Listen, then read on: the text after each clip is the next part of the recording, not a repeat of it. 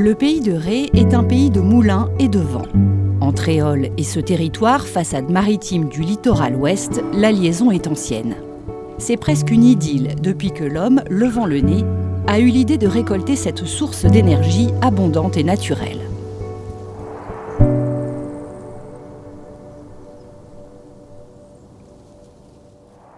Les pales ont remplacé les ailes, les bouquets de mâts ponctuent ici et là le paysage. Propriétaires et exploitants agricoles les hébergent. Ils en tirent des revenus, mais également le sentiment vivifiant d'œuvrer pour un avenir durable. Ça fait 1 an et demi qu'elle tourne. J'ai pas été difficile à convaincre puisque pour moi c'était une suite logique de prendre le vent pour faire de l'électricité. Et puis je pense que ça participe aux solutions de demain. Surtout que le vent il y en aura toujours et ça sera inépuisable. Depuis 2015, le pays de Ré est dans son ensemble engagé dans une démarche de transition.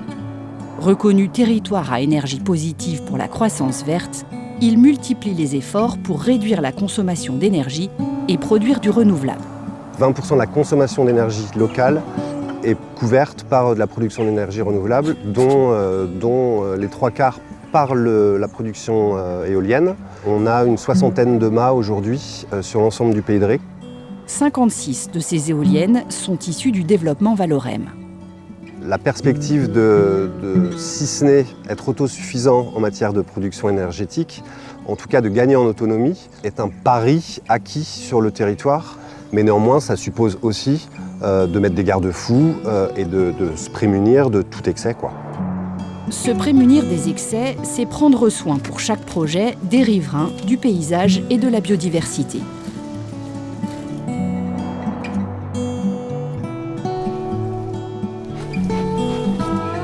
Valorem commande ainsi des études naturalistes en amont et en aval pour optimiser la cohabitation entre les espèces présentes et les parcs prévus. On va faire un état des lieux des oiseaux, des chauves-souris, des amphibiens, donc c'est les grenouilles, les crapauds, et les insectes, tout ce qui est papillons, libellules, etc. Tous les échanges qu'on a avec Valorem et aussi les services de l'État permettent d'affiner secteur par secteur le projet pour avoir un meilleur compromis entre la préservation de la biodiversité et l'implantation du projet. Ce travail de fond, amont et aval, est également mené auprès des habitants et des agriculteurs, afin de gagner, mais surtout de conserver leur confiance. On a été très bien informés. On a reçu même un message nous demandant si on était gênés par la vue. Donc ils proposaient de nous planter des haies. On en voit 2 sur 3, on n'entend rien. Et en plus, moi, ce que je disais au monsieur gentiment, c'est que ça nous sert de girouette. Le matin, on sort, on regarde d'où vient le vent. La première réticence, c'était le fait de pouvoir exploiter le parcellaire. Donc à chaque fois qu'il y a un obstacle, une éolienne, c'est comme s'il y a un arbre au milieu du champ. Donc à partir du moment où finalement les éoliennes sont devenues aussi plus puissantes, donc moins nombreuses dans un champ, ça réduit la difficulté s'il y a de l'intelligence de trouver. Et à mon avis, il y a un intérêt pour tout le monde. La confiance installée ici permet d'ouvrir le champ des possibles, d'élargir les ambitions. La transition du territoire passera par un bouquet de solutions. Le besoin grandissant en énergie verte conduit toutes les communes à s'interroger sur leur part du chemin. À Saint-Père, c'est assez naturellement que le partenariat avec Valorem s'est enrichi d'un projet de parc photovoltaïque. Alors on est sur le site dit des Trois Seigneurs. C'est une ancienne décharge qui n'est plus utilisée depuis quelques dizaines d'années, pour laquelle on cherchait une nouvelle utilisation de manière à pouvoir optimiser l'espace qui n'a jamais été cultivé. En utilisant cet espace-là, il n'y a pas d'impact négatif sur l'environnement. Ensuite, c'est quand même une ressource qui viendrait compléter celle que l'on a déjà. Et en tant qu'élu, je me dis, on se doit aussi de participer à la production d'énergie autre que celle fossile. D'ici 2025, le groupe Valorem produira 50% de la consommation résidentielle du pays de Ré.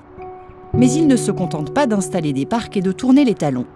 Sa présence sur le territoire se traduit par des emplois, en développement bien sûr, mais aussi sur des activités de construction et d'exploitation-maintenance. En 2022, Valorem a réaffirmé cet ancrage local en devenant société à mission, avec, pour raison d'être, valoriser ensemble les énergies des territoires pour ouvrir la voie à un avenir durable et solidaire.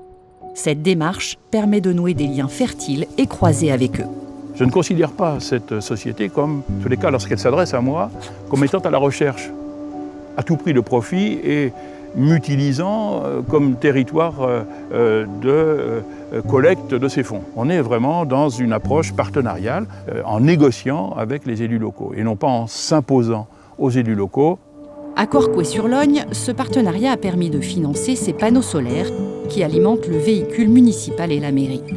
À Corcouët, directement, nous sommes bénéficiaires de cette dynamique d'énergie renouvelable, dans le sens où les capteurs installés ici produisent de l'énergie que nous n'avons pas besoin de payer. Collaborer, nouer des partenariats permet d'aller plus vite et plus loin. À Rouens, le projet de parc éolien est financé conjointement avec la société d'économie mixte Sidela Énergie 44. Un tandem public-privé pour mener un réaménagement foncier et l'installation d'un parc au bénéfice du plus grand nombre. C'est un projet qui a été déjà engagé avant notre mandat et qu'on a souhaité poursuivre dans la mesure où il permet d'avoir une indépendance énergétique. Sur les questions énergétiques, c'est vraiment des sujets de territoire, mais qui demandent une forte expertise et des capitaux. Et c'est là qu'il y a une intelligence à faire ça à plusieurs, avec du privé plus des collectivités. L'idée étant de faire en sorte que les énergies renouvelables, pour qu'elles se déploient le plus possible, il faut qu'elles se soient une décision la plus partagée possible. Dans cette optique d'impliquer les habitants, Valorem monte des campagnes de financement participatif. Dans le Pays de Ré, 180 résidents ont déjà saisi cette main tendue pour tisser une histoire commune. Au lieu de laisser mon argent à la banque et laisser la banque s'occuper de cette épargne, j'ai dit je vais mettre un peu d'argent là-dedans. Ça me permet de suivre les projets éoliens, de savoir comment ça se passe, comment ça se monte. Je suis persuadé que ça leur coûte plus cher de monter des projets de financement participatif pour aller chercher de l'argent que de passer par une banque. C'est pas que ce soit intéressé, mais il y a une démarche où on veut associer les citoyens. Mais je pense que pour moi, ça peut créer une émulation. Créer une émulation, impliquer les citoyens, leur donner aussi les moyens de ne plus subir, mais d'agir. À travers sa fondation Watt for Change, Valorem finance des actions concrètes pour lutter contre la précarité énergétique. Ces projets sont menés par l'association Alizé. Le programme consiste à faire de l'accompagnement collectif et individuel. Les accompagnements individuels sont plutôt des visites à domicile. On vient analyser les factures, comprendre ce qui fonctionne ou pas dans le logement. C'est important de lutter contre la précarité énergétique parce que déjà ça concerne un Français sur 5 et puis ça peut résoudre les inégalités sociales et environnementales. Et c'est ainsi que Valorem participe à un avenir social et durable du territoire. On sent des gens qui sont ouverts, réceptifs, qui voient les choses positives de ce qu'on amène, qui voient qu'effectivement l'éolien c'est une dynamique nouvelle. Ça apporte une image positive parce que c'est moderne, c'est nouveau, c'est aussi récolter le vent.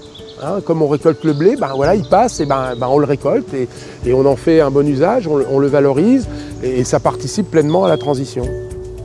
Comme une sorte d'instrument à vent qui produit et souffle de l'énergie sur une partition commune à tous les acteurs du Pays de Ré, qu'ils soient publics, privés ou particuliers.